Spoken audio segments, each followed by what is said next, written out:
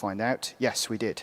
Now, we can get personalization data from Data Cloud and from AI, but sometimes first-party data, asking the customer what they want, is also valuable. So here we go. I think I'm a modern person, and I like harsh and comfortable furniture in my home. I've made this mistake. You end up just throwing it away and buying the ugly, comfortable couch every single time. But now I can start to use that AI data to change the personalization experience. This is audiences that we saw in Design Studio.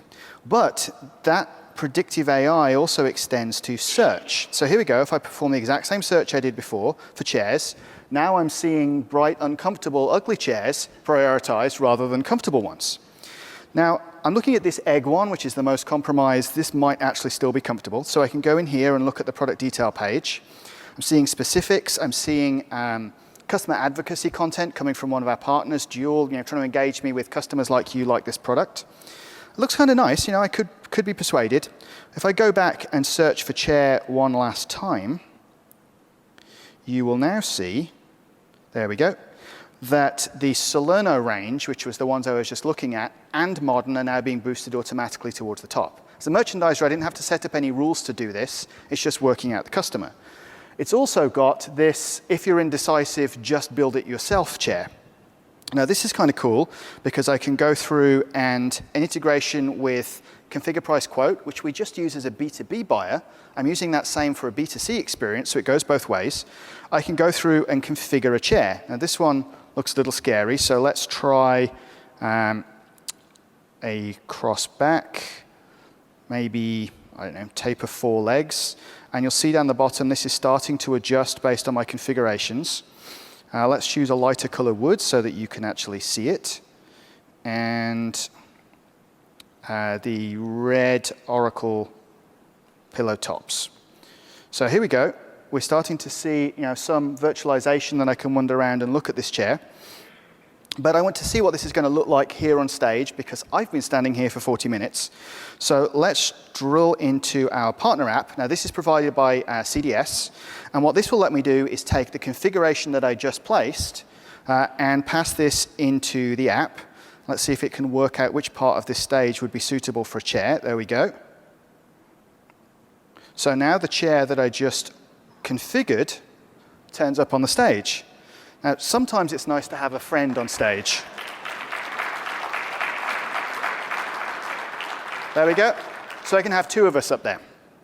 So this looks kind of good, and I'm going to go ahead and just add one of these to my cart, because I could use a sit down, and I'm guessing many of you could use a bio break at this point.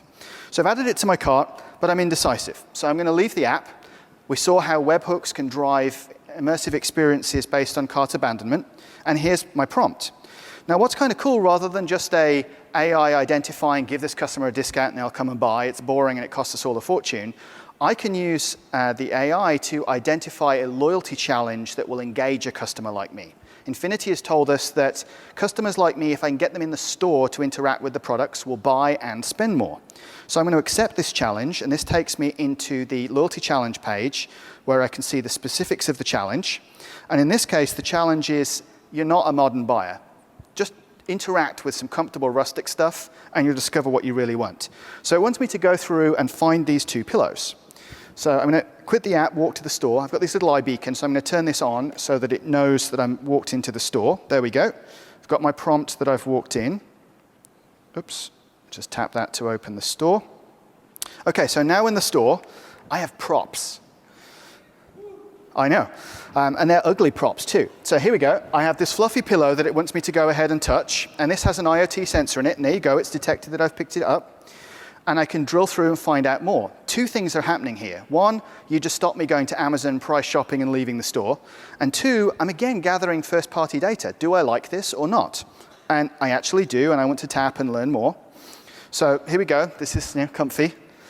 I carried this through on the plane from Seattle. It shed all over my blue suit, which is why I'm not wearing a suit.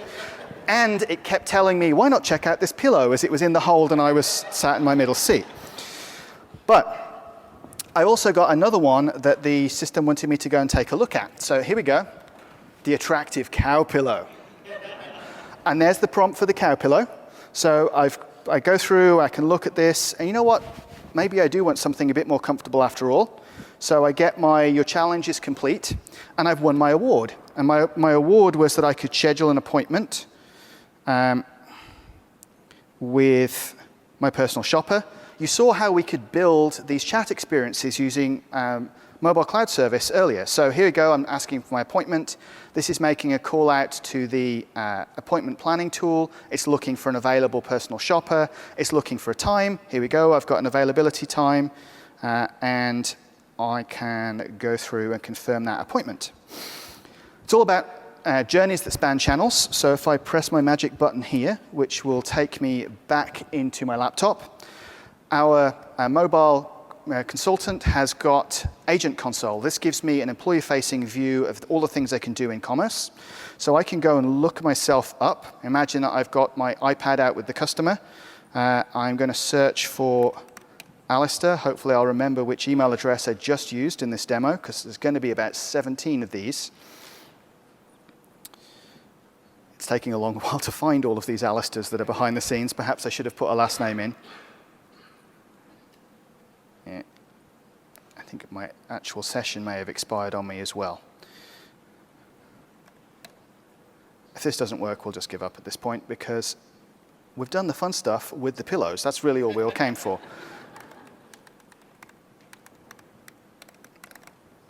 Sad when you get to the point where you can't spell your own name at the end of these things. OK, so one of these was the one I just created. Is it the first one, AJG? Thank you for paying attention.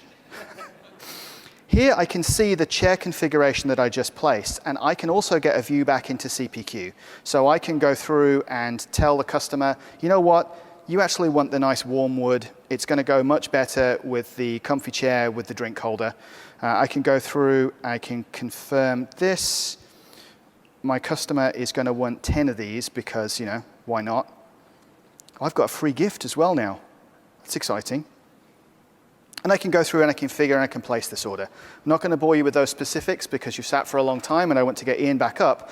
But hopefully you got a sense that you can create all sorts of fun stuff with Commerce Cloud and the rest of the Oracle suite.